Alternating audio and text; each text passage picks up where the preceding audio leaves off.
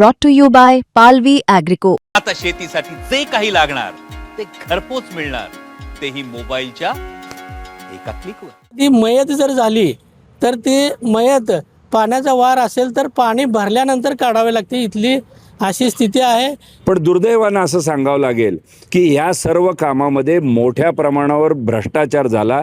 दोन देशमुख आमदार जे होते त्यांच्यात जी मतभेद जे होते ती इतकी चव्हाट्यावर आले, इतके विकोपाला गेले, त्याचीच फलश्रुती कुठेतरी दिसते की सोलापूर जिल्ह्याचं नेतृत्व बाहेरच्या भाजपच्या लोकांच्या हातात गेलं. पुण्याच्या मुंबईच्या कोणीतरी उद्योगपतीने इथे यावं आणि एक कारखाना उभं करावं, आम्ही तिथं डबा घेऊन कारकुनी करावी, ही मानसिकता कशाला? आमच्या काय होतं, मग एखाद्याला कळलं की आपण लिंगायत समाजाला खुश केलं किंवा मराठा समाजाला खुश केलं तर आपण निवडून येतो. असं जेव्हा समीकरण वाढत जातं तेव्हा जातीवाद अधिक वाढत जात असतो. सोलापूरला एकेकाळी दंगलीचं शहर म्हणून पण ओळखलं जायचं, पण मागच्या 30 वर्षात एकही दंगल नाही. परंतु सुशीलकुमार शिंदे घ्या, विजयसिंह मोहिते पाटील घ्या, हे जी नेतृत्व होती ही विजनवाली नेतृत्व होती. सोलापूरचं राजकीय खच्चीकरण करण्याचा प्रयत्न केला जातोय. म्हणजे फडणवीस पण तेवढेच दोषी आहेत आणि काँग्रेसही तेवढेच दोषी आहेत. आणि माझ्या मते तर सोलापूर महापालिका निवडणूक ही भाजप विरुद्ध भाजपच होणार आहे. एवढा मोठा परिणाम MIM वरती होणार आहे की 9 असलेले जे नगरसेवक होते मागच्या वेळेला ते आता मला वाटत नाही की 4 ओलांडतील. या सगळ्यावर कडेलोट म्हणजे पालकमंत्र्याचं आहे, त्यांचंही वेगळंच चाललेलं असतं. सकाळी इथे सुभाष बापूंशी एक बोलतात, मुंबईत जाऊन वेगळंच काहीतरी करतात. सोलापूर महापालिका निवडणुकीचा रणसंग्राम सुरू झालेला आहे आणि मी आता सोलापूरमध्ये आहे. आपल्यासोबत सोलापूरचे ज्येष्ठ पत्रकार आहेत, युवक पत्रकार आहेत. नक्की महापालिकेमध्ये राजकीय गणिते काय आहेत, सोलापूरच्या समस्या काय आहेत? आत्तापर्यंत आपण पाहिलं की काँग्रेसची सत्ता अनेक वर्ष सोलापूर महापालिकेवरती होती. आता भारतीय जनता पार्टीचे आमदारांची संख्या जास्त आहे, त्यांची महापालिकेवरती सत्ता देखील होती. कोणती कोणती विकास कामं आहेत की जी काँग्रेसने केली, राष्ट्रवादीने केली, त्याचबरोबर भारतीय जनता पार्टीने केली, हे आपण या पत्रकारांकडून जाणून घेणार आहोत. आता एक सुरुवातीला बेसिक प्रश्न आहे, महापालिकाची जी निवडणूक आहे ही कोणत्या मुद्द्यावरती लढली जाते? साधारणतः आपण जर बघितलं की महत्त्वाचे मुद्दे जर आपण बघितले प्रचाराचे, तर गेल्या 20 वर्षापासून सोलापुरात दररोज पाणी पुरवठ्याचा एक मुद्दा नेहमीच ऐरणीवर असतो. मग पूर्वीचे काँग्रेस आघाडी असेल आणि आत्ताचे भाजप असेल तर प्रत्येक वेळी निवडणुकीत पाण्याचा हा मुद्दा ऐरणीवर असतो. परंतु गेल्या 20 वर्षात सोलापूरकरांच्या तोंडाला पाणीच पुसलेले असल्याचं आपल्याला एक वार एक्स्ट्रा असतो वाटतं सोलापूरमध्ये पाण्याचा वार. तीन ते 6 दिवसाआड शहराला पाणी पुरवठा होतो. पाण्याचा वार म्हणजे सर्व कामे सोडून लोकांना पहाटे किंबहुना रात्री 12पर्यंत जागरण करावं लागतं. एखादी मयत जर झाली तर ती मयत पाण्याचा वार असेल तर पाणी भरल्यानंतर काढावे लागते, इथली अशी स्थिती आहे. एकूण पाण्याचा जो मुद्दा आहे तो इथं या ऐरणीवर येईल. आता जर आपण पाहिलं तर अन्न वस्त्र निवारा या पलीकडे सोलापूरचं स्मार्ट सिटी म्हणून कशा पद्धतीने पाहता की स्मार्ट सिटी म्हणून आपण सोलापूरकडं एक 5-6 वर्ष झालं ही जी बघतोय, मात्र आहे का त्या गोष्टी वास्तवात? निश्चितच या कामी भारतीय जनता पार्टीचं मोदी सरकारने जी देशातली आणि राज्यातली काही स्मार्ट सिटी योजनेसाठी शहरं निवडली त्यात आमच्या सोलापूरचा क्रमांक लागला होता आणि साधारणतः 1000 कोटी रुपये विकास कामासाठी मिळणार होते. हे मिळाल्यानंतर व्याज खाऊचं काम 3 वर्ष महानगरपालिकेने केलं, कारण त्यांच्याकडे कोणता असा प्लॅनच तयार नव्हता शहरात. मग नंतर काय गेलं की शहरामध्ये जे बलदंड नगरसेवक असतात, मग सर्व पक्षीय त्यांनी एकत्रित येऊन एक त्यातनं मार्ग काढलाय. ABD एरिया असं निर्माण केलं, म्हणजे थोडासा एरिया गावठाण भागातला त्याच्यामध्ये समाविष्ट केला आणि तिथं मूलभूत सुविधा देण्याच्या नावाखाली वेगवेगळे कार्यक्रम घेतले गेले. आणि बागा विकसित करणं किंवा नवीन उद्यान आणखीन एखादं तयार करणं, एखादं वाहनतळ तयार करणं, रस्त्यांच्या खालून पाईपलाईन करणं, रस्ते कॉन्क्रिटीकरण, अशी विविध कामं केली गेली. पण दुर्दैवानं असं सांगावं लागेल की ह्या सर्व कामामध्ये मोठ्या प्रमाणावर भ्रष्टाचार झाला. ही कामं निकृष्ट दर्जाची झाली. या स्मार्ट सिटीसाठी ज्या समित्या नेमल्या गेल्या होत्या त्यांना बलदंड मानधन दिलं गेलं. मग त्यात आर्किटेक्ट समिती असेल, बिल्डर वरती लक्ष ठेवणारी समिती असेल, या सगळ्यांनी सुद्धा केवळ आपल्याला काय मिळतंय यावर डोळे ठेवले. मुंबईमध्ये बसून, पुण्यामध्ये बसून अनेक कंपन्यांनी सोलापूरच्या विकासाचे प्लॅन बनवले जे सोलापुरात आलेच नाहीत आणि त्यांनी ते ऑनलाईन पाठवले आणि ऑनलाईनच त्यांनी पेमेंट घेतलं. करोडो रुपये ची उलाढाल झाली. प्रत्यक्ष काम काही रस्त्यावर दिसत नव्हतं. नंतर 49 पेक्षा जवळपास कामं 47 कामं केली गेली म्हणतात. पण त्यातली माझ्या माहितीप्रमाणे जर 47 पैकी 45 कामं सुद्धा आता वापरात नाहीत. वर्तमानपत्र किंवा लोकप्रतिनिधी काही वेळेला थोडासा दबाव टाकतात, त्यामुळे एखादा बंद पडलेला उपक्रम पुन्हा चालू करणं, तोही ठराविक दिवसानंतर. म्हणजे ज्यांच्याकडं ही सेवा उभारल्यानंतर जी सेवा द्यायची आहे ते ज्यांनी, त्या कंपन्या कुणी यायला तयार नाहीत. त्यांनी त्यांचं कमिशन मिळवलं. ज्या लोकप्रतिनिधींनी टेंडर दुसऱ्याच्या नावाने मिळवायचे त्यांनी मिळाले, तेही गबरगंडे झाले. आपण स्मार्ट सिटी म्हणतो आणि एक गार्डन देखील लहान मुलांना सोलापूरमध्ये आहे ती गार्डन नगरसेवकांच्या संस्थेला भाड्याने दिलेले आहेत. आता पेड लोक तयार आहेत की चांगल्या तुम्ही शौचालय द्या, चांगल्या बागा द्या, आम्ही पैसे द्यायला तयार आहोत. पण यांच्याकडे आता जागा शिल्लक नाही. खरं तर आपण पाहिले की लोकसभेला 400 पारचा नारा दिला होता. विधानसभेला देखील त्याचा फटका आपण बघितलं की राज्यात एक चित्र होतं, मात्र सोलापूर जिल्ह्यामध्ये एक चित्र होतं. इथं फटका बसला महायुतीला. आता त्यानंतर नगरपालिकांची निवडणूक होती. 12 जागा भारतीय जनता पार्टीने उभा केला, त्यातल्या 4 जागा त्यांच्या आल्या. त्या पण अणगरची जागा राजन पाटील स्वयंभू आहेत. कल्याण शेट्टींचं या ठिकाणी स्वतःचं वैयक्तिक आणि पक्षाचं पण देखील काम आहे. आणि इकडे राजेंद्र राऊत. तर यामध्ये एक पालकमंत्र्याने ज्या पद्धतीनं एक पूर्णपणे इंटरफेअर यामध्ये जी सुरू केलेला आहे, ह्याचा या राजकारणाला फायदा होतोय का तोटा होतोय? नाही, एक तुम्ही जर आवर्जून पाहिलं तर मागच्या काही 10 वर्षातलं जर चित्र सोलापूर जिल्ह्यातलं पाहिलं, सोलापूर जिल्हा हा राष्ट्रवादीचा बालेकिल्ला म्हणून ओळखला जायचा आणि सोलापूर शहर हे काँग्रेसचा बालेकिल्ला. पण ती परिस्थिती भाजपने ठेवली नाही. आज ठेवली नाही म्हणण्यापेक्षा कसं आहे, आता राष्ट्रवादीत जर पाहिलं, शरद पवारांची एकत्रित राष्ट्रवादी, परंतु पक्षांतर्गत वादामुळं आणि हेवे दाव्यांमुळं कुठंतरी पक्षाच्या वरिष्ठ नेत्यांनी याच्यात मौन बाळगल्यामुळं अंतर्गत एवढ्या मोठ्या घडामोडी झाल्या की इथली मोठी राजकीय घराणी शरद पवारांना सोडून गेली. त्याच्यामुळं राष्ट्रवादीची वाताहत झाली. दुसरीकडं काँग्रेस, सुशीलकुमार शिंदेनंतर काँग्रेसला असं एकही नेतृत्व लाभलं नाही की जे सक्षमपणे पुढं घेऊन जाईल. तात्या कोटे जे सुशीलकुमार शिंदेचे महत्त्वाचे विश्वास वगैरे, त्यांनी शिंदेसाहेबांची साथ सोडली. कोटे घरानं त्यांच्यापासून बाहेर पडलं. हळूहळू इथं काँग्रेसची पण वाताहत झाली. आत्ता तर अशी परिस्थिती आहे की भाजपमय सगळा संपूर्ण जिल्हा दिसतोय आणि शहर पण दिसतोय. कारण का तर हे काँग्रेस राष्ट्रवादीमध्ये आलेल्या नेत्यांनी याचा भविष्यात फटका कशा पद्धतीने बसू शकतो? आज दिलीप माने आणि सुभाष देशमुखांचं आपण उदाहरण घेऊ. एक मैदान में 2 तलवार म्हटल्यासारखी परिस्थिती आहे. आपण सुभाष बापूंच्या प्रेसमध्ये पण त्यांची एक धगधग बघितली आतून. मग भविष्यात यावेळेस पुनर्वसन ज्यावेळेस राजकीय चित्र येईल, पुढं विधानसभेला येईल त्यावेळेस, आणि आता कसं आहे की ही निवडणूक कार्यकर्त्यांची निवडणूक आहे, त्यावेळेस त्यांची जागा वाटप किंवा या गोष्टीकडे कसं पाहता तुम्ही? नाही, आता तेच महत्त्वाचा भाग आहे की महापालिकेमध्ये एकत्र सत्ता असताना, एक हाती सत्ता असताना 2 देशमुख आमदार जे होते त्यांच्यात जी मतभेद जे होते ती इतकी चव्हाट्यावर आले, इतके विकोपाला गेले. त्याचीच फलश्रुती कुठंतरी दिसते की सोलापूर जिल्ह्याचं नेतृत्व बाहेरच्या भाजपच्या लोकांच्या हातात गेलं. ह्याला कारणीभूत बी सोलापूरकरच आहे. आता ह्याच्यात तुम्ही म्हणाल की त्याचा परिणाम काय? जिल्ह्यात भाजप जिथं नव्हतीच तिथं पोहोचण्यासाठी त्यांचा मोठा उपयोग झाला पालकमंत्र्यांचा, की त्यांनी म्हणजे 2 मंत्री असताना जिल्ह्यात ज्यावेळेस 2017 निवडणुका झाल्या त्यावेळेस नगरपालिका किती होत्या आणि नगरसेवक किती होते हे आकड्यावर पाहिलं तर या तुलनेने आत्ता 3पट 4पट 6पट वाढली आहे. याचा अर्थ भाजप तळागाळात ग्रामीण भागात पोहोचण्यात यशस्वी झालंय. हा भाग तर मोठा झाला. आणि पूर्वीपासून शहरी भागात तर भाजप आहे. आत्ता तुम्ही म्हणाल की नगरपालिका निवडणुकीचा परिणाम इथं काय, तसा परिणाम होण्याची शक्यता फार कमी आहे. कारण सोलापूर शहराचा मतदार हा कायमस्वरूपी पहिल्यापासून भाजपचा वोटर असल्यासारखं दिसतोय तुम्ही. आत्ता तर यावेळेस पूर्वी शहरात 2 आमदार होते, आता तर 3 आमदार आहेत भाजपचे. त्यामुळं इथं भाजपला चांगली स्थिती आहे. परंतु कुठंही तुम्ही म्हणालात महत्त्वाची गोष्ट की कार्यकर्त्यांची निवडणूक आहेत, तर तुम्ही पाहिलं तर लोकसभा निवडणूक नेत्यांची होती, विधानसभा नेत्यांची होती, कार्यकर्ते जीव तोडून पळाले. परंतु नगरपालिकेच्या निवडणुकीला विरोधी पक्षातले नेते इथं कार्यकर्त्यांच्या मागे दिसले नाहीत. त्यामुळं कित्येक ठिकाणी आघाड्या कराव्या लागल्या. मग कार्यकर्त्यांना तुम्ही वाऱ्यावर सोडणार आणि तुमच्या निवडणुकीत मात्र वापरून घेणार. आता कार्यकर्ता पण छाना झालाय. त्यामुळं कार्यकर्ता सुद्धा आता कुठंतरी नेते जसं भाजपमध्ये चाललेत तसं कार्यकर्ता जरी भाजपमध्ये गेला उद्या तर नवल वाटायला नको. महाविकास आघाडीमध्ये आपण पाहतोय की एकोपा नाही, सर्वजण एकत्र येण्याचा प्रयत्न करतात. ही महाविकास आघाडीची जी मोड बांधायला यशस्वी होईल का काँग्रेस किंवा नेते त्यांचे? नाही, सध्या तरी यशस्वी होणार नाही असं वाटतंय. कारण महाविकास आघाडीमध्ये बघताय तुम्ही आता मनसे प्रवेश करतायत थोड्या वेळापूर्वी. आता त्यांचं सध्या मनसेमध्ये प्रवेश होत आहे. मनसे आणि सेना एकत्र येत आहेत उद्धव ठाकरे यांची. मग कुठं ना कुठं महाविकास आघाडीमध्ये काँग्रेसचा विरोध होताना पाहावयास मिळत आहे. राष्ट्रवादी शरद पवार गटाचा याला विरोध होताना पाहायला मिळत आहे. आणि जर त्यांनी मुंबई किंवा मग सोलापूरसारख्या महानगरपालिकेत सेना आणि मनसे जर एकत्रित निवडणूक लढवली तर इथं थोडंसं वेगळं चित्र आपल्याला पाहायला मिळू शकतं सोलापुरात सुद्धा देखील.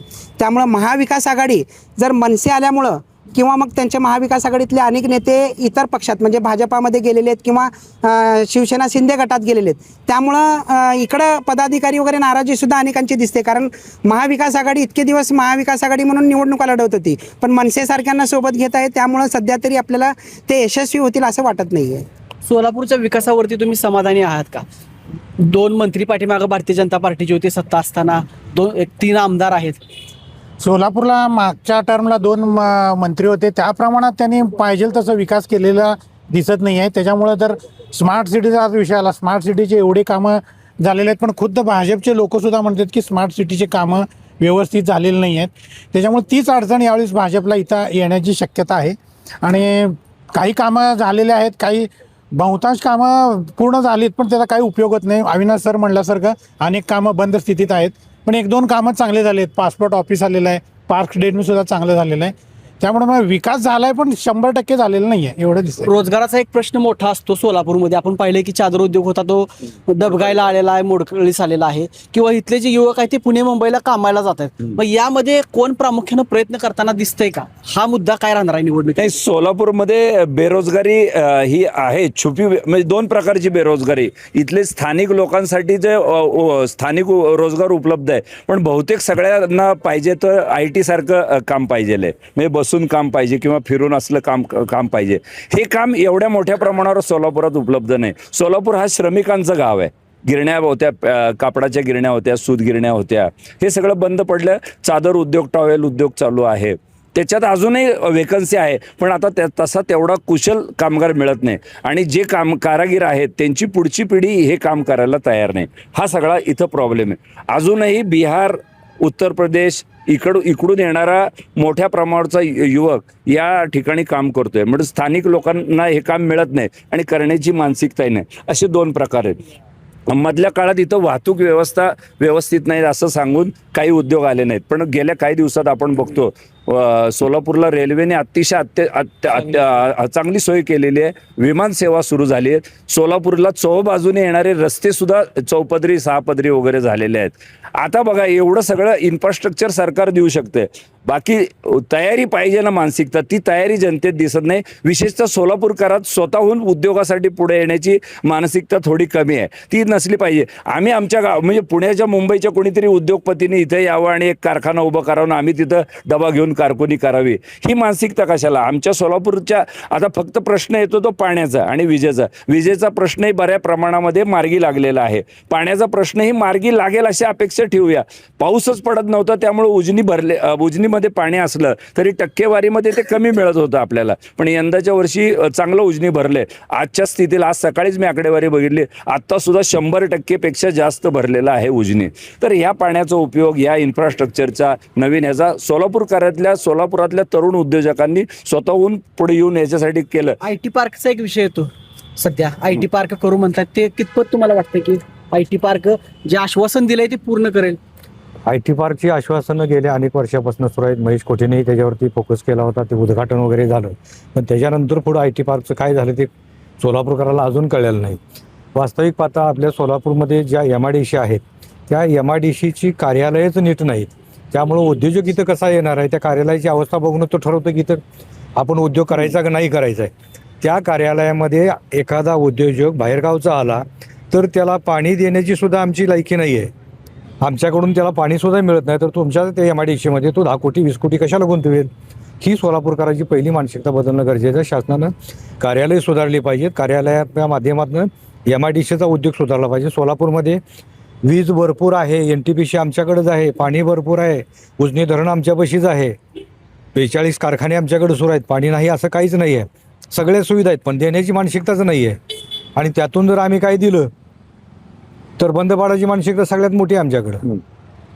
नाही, असा इतिहास, पण आता हे झालं नकारात्मक झालं, पण आता आमच्याकडं सकारात्मकता अशी आहे की सोलापूरला आमचं जे असेल ते कुठंच इतरत्र नाही. चादर सोलापूर कोणीच बनवू शकलं नाही अशी दर्जा. इव्हन अगदी भाकरी चटणी, सोलापूरची शेंगा चटणी ही 7 समुद्रापलीकडे प्रसिद्ध झाली. कडक भाकरी म्हणजे जर करायचंच असलं तर भरपूर आहे, पण तुम्हाला जर नावं ठेवायची असेल सादर तर IT आहे. उद्योग असेल हा सोलापूरकरांचा स्वतःचा आहे. ही भाकरी किंवा चटणी आहे ही देखील क्रिएटिव्हिटी सोलापूरकरांचीच नाही, मोठे आहे. उलाढाल आहे. नाही तुमच्या नाही आहे माहितीसाठी एवढं डाळिंब, मात्र आमच्या राजकीय एवढे नेत्यांना बोरं काय कोणी दिलं विकत नवीन मोठं? आमच्या एवढं डाळिंब कोण सोलापूर जिल्ह्या एवढं कोण विकत नाही. आमच्या एवढी बोरं कोणी उत्पादन करत नाही. केळीमध्ये आमचा कंधार करमाळा दुष्काळी भाग त्यांनी सगळ्यात पुढे गेला. हा म्हणजे सगळ्या पिकात हे आमच्या गावात हुरडा आमच्याकडं काल 600 रुपये किलो कच्चा हुरडा विकला जात होता आणि मिळत नव्हता. म्हणजे जर तुम्ही एखादी गोष्ट स्थानिक लोकांनी चांगल्या पद्धतीने केली तर चालू शकते. ह्याचे अनेक उदाहरण आहेत. फक्त IT नाही म्हणून जर आम्ही जो ओरडत बसू, बघा IT मुंबईमध्ये पुण्यामध्ये त्यांच्या समस्या काय कमी आहेत काय? प्रश्न अजून एक महत्वाचा आहे की अनेक जाती धर्मांचं हे शहर आहे सोलापूर. जातीय समीकरण कशी राहतील या ठिकाणी? जातीय समीकरण माझ्या मित्रांपेक्षा थोडंसं माझं वेगळं मत आहे. जातीवाद छोटं जेवढं गाव असतं, जेवढं छोटं असतं तेवढा जातीवाद दिसून येतो. आता पुण्यासारख्या शहरामध्ये एखादा वॉर्ड असेल तर तिथं 18 पगड जातीचे लोक असतात आणि एकमेकाला शेजाऱ्याचं नाव पण माहिती नसतं. पण हे गाव छोटं आहे आणि जुनं आहे, तर या गावात कोण कुठल्या जातीचा, कुठल्या त्यातल्या पोट जातीचा इथपर्यंत सगळी मतदारांना माहिती असते. आणि मग आता काय होतंय की एका जातीने जर पुढाकार घेतला की मुस्लिम 10 निवडून आले पाहिजे, धर्माने एका पुढाकार घेतला तर तिथल्या विश्व हिंदू परिषदेला वाटतं आमचे 40 का येऊ नयेत. तिथल्या अन्य ख्रिश्चन समाजालाही वाटणं साहजिक आहे, बौद्ध समाजाला वाटणं. इथं तसं आहे की सोलापूर शहरामध्ये सर्वात जास्त लोकसंख्या असलेले म्हणजे लिंगायत समाज आहे. त्याच्या खालोखाल मला वाटतं मुस्लिम समाज आहे. तेलुगू भाषिक समाज फार मोठ्या प्रमाणात जो हिंदुत्ववादी म्हणून ओळखला जातो. म्हणजे असे 4-5 विवाह. त्याशिवाय मराठा समाज पण आहे आणि इतर छोटे छोटे जवळजवळ 50 जातीचे आहेत आणि त्यांचं त्या भागामध्ये त्यांच्या नावाने अजून गल्ले आहेत. म्हणजे त्या ब्राह्मण गल्ले असेल किंवा अशा न्हावी गल्ले असेल, या नावाने सुद्धा अजून गल्ले अस्तित्वात आहेत सोलापुरात. आणि मग तिथं त्यांचं तसं वर्चस्व आहे. आणि निश्चित एक जात जागृत झाल्यानंतर दुसरी जाग आपोआप एक होत असते. इव्हन धनगर समाजाचं सुद्धा सोलापुरात मोठं कार्यक्षेत्र आहे आणि लोकसंख्या आहे. तर जातीचा परिणाम तुम्ही सोलापूर सारख्या आणि अजून ह्याच्यापेक्षा अक्कलकोट तालुक्यात गेला तर तिथं म्हणजे छोटे छोटे जेवढे गाव असतात तिथं निश्चित होत असतो. आणि हे थांबण्यासाठी म्हणून मतदारसंघाची रचना ही वारंवार बदलली पाहिजे. काय होतं मग एखाद्याला कळलं की आपण लिंगायत समाजाला खुश केलं किंवा मराठा समाजाला खुश केलं तर आपण निवडून येतो. असं जेव्हा समीकरण वाढत जातं तेव्हा जातीवाद अधिक वाढत जात असतो. तर ही वारंवार दर वेळेला अशाच पद्धतीनं आणि उलट्या सुलट्या पद्धतीने वॉर्ड फोडले पाहिजेत. मग चौफेर विकासही होईल आणि कोणी जातीवाद करणार नाही, असं माझा अनुभव आहे. आपण पाहतोय की मराठा, OBC, मुस्लिम, हिंदू ह्या सगळ्या गोष्टी सध्या इलेक्शन मध्ये खूप परिणाम करतात. सोलापूरमध्ये करतात ते? नाही, निश्चितच आता आमच्या मित्रांनी सांगितलं तसंच आहे. परंतु एक सोलापूरच्या दृष्टीने जर बघितलं जातीपातीचं राजकारण तर तुम्ही राजकारणापुरतं मर्यादित आहे. सोलापूरला एकेकाळी दंगलीचं शहर म्हणून पण ओळखलं जायचं, पण मागच्या 30 वर्षात एकही दंगल नाही. गुन्ह्या गोविंदानं म्हणजे सोलापुरात सर्व भाषिक लोक राहतात, परंतु इथं भांडणं होत नाहीत. हा पण महत्त्वाचा भाग आहे. राजकीय राजकारणापुरता उपयोग भाषेचा केला जातो, समाजाचा केला जातो, हे सगळीकडचं आहे. परंतु तुम्ही जर आता पाहिलं तर भाजपाला इथं तुम्हाला पाहिलं तर 2 आमदार इतके पहिल्यापासून आहेत की एक आमदार तर त्यांचा लिंगायत समाजाचा जो आहे तो लिंगायत प्रभाव जिथं ज्या भागात आहे तिथून कायम निवडून येतो. 5-5 टर्म निवडून आलेले आहेत. त्यामुळं असं म्हणता येणार नाही की जातीपातीचं. इथं पद्मशाली समाजाचे सुद्धा खासदार आमदार निवडून आलेले आहेत. आता इथं सुशीलकुमार शिंदेचं उदाहरण घेतलं आपण, ते राखीवमध्ये उभारल्यावर पडलेत, पण ओपनमध्ये असताना सुद्धा ते निवडून आलेले आहेत. सोलापूरकरांनी हे पण स्वीकारलेलं आहे. त्यामुळं असं कधी म्हणता येणार नाही. परंतु सुशीलकुमार शिंदे घ्या, विजयसिंह मोहिते पाटील घ्या, हे जी नेतृत्व होती ही विजनवाली नेतृत्व होती. आत्ता मागच्या काळात जर सोलापूरच्या विकासाबाबत बघितलं आपण, इन्फ्रास्ट्रक्चर आहे, पाणी आहे, लाईट आहे, रस्ते आहेत, रेल्वेची सुविधा चांगली आहे, विमानसेवा आहे. आत्ता पाणी म्हणताय तुम्ही तर पाणी आमच्याकडे 24 तास उपलब्ध आहे. फक्त महापालिका तिथली जी सक्षम यंत्रणा पाहिजे ती नसल्यामुळं आमच्याकडे 4 दिवसाआड पाणी. जर आता तुम्ही जर महापालिकेने ठरवलं तर रोज देऊ शकतात, परंतु त्यांची इच्छाशक्ती नाही आहे. दुसरी सगळ्यात मोठी इच्छाशक्तीचा भाग म्हणजे राजकीय लोकांचा. आमच्या इथं मागच्या काही वर्षात सक्षम नेतृत्व तर नाहीच, परंतु पालकमंत्री सुद्धा इथल्या काही लोकांच्या चुकांमुळे बाहेरचा येतोय. दुर्दैव म्हणायचं का एवढे जिल्ह्यात म्हणजे दिग्गज नेते असताना पालकमंत्री आपल्या इथला मिळत नाही? तेच दुर्दैव तेच सांगितलं की तुम्हाला मागच्या काळात काँग्रेसच्या राजवटीत हे झालं. प्रणिती सक्षम होत्या, प्रणिती सक्षम होते. त्यांना हे वरचं राजकारण जे आहे ना इथल्या लोकांच्या कापाकापी 5 पालकमंत्री का 4 हा पालकमंत्री तसं दिलं. काँग्रेसच्या राजवटीत हे झालं. जाणीवपूर्वक काँग्रेसचं असं सरकार असो किंवा बीजेपीचं सोलापूरचं राजकीय खच्चीकरण करण्याचा प्रयत्न केला जातोय. वरूनच होतंय हे. म्हणजे फडणवीस पण तेवढेच दोषी आहेत आणि काँग्रेसही तेवढेच दोषी आहेत. आपले नेते पण सक्षम नाहीत हे दिसतं याच्यात. का तर अंतर्गत तुम्हाला संधी दिल्यावर त्याचा उपयोग जिल्ह्याच्या विकासासाठी झाला, पक्षाच्या विकासासाठी, पण तसं होताना दिसत नाही. त्यामुळेच बाहेरचा तुम्हाला पालकमंत्री येतोय. आता तुम्हाला जर महापालिका निवडणुकीच्या दृष्टीने जर तुम्ही विचार करत असाल तर नगरपालिकेमध्ये पालकमंत्र्यांनी खालच्या ग्रासरूटला जाऊन राजकारण केलं, त्याचा काही फटका बसला.